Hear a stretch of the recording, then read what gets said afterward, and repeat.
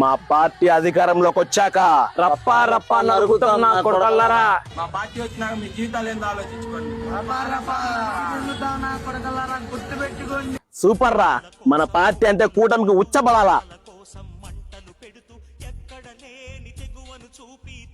మీరేం చదువుతున్నారు తమ్ముడు?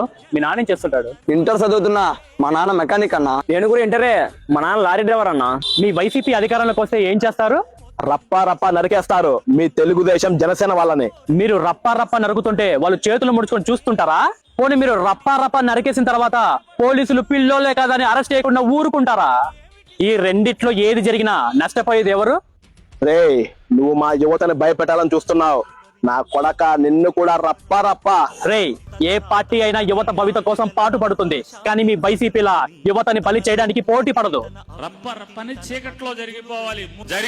తర్వాత మీరందరూ కలిసి పలకరించాలి. ఎట్లా జరిగింది, ఏం జరిగింది, ఎవరు చేశాడని వెళ్ళండి.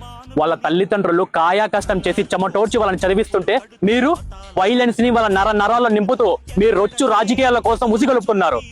యువతలో నింపాల్సింది హింస కాదు, భరోసా. భవిష్యత్తు బాగుంటుందనే భరోసా.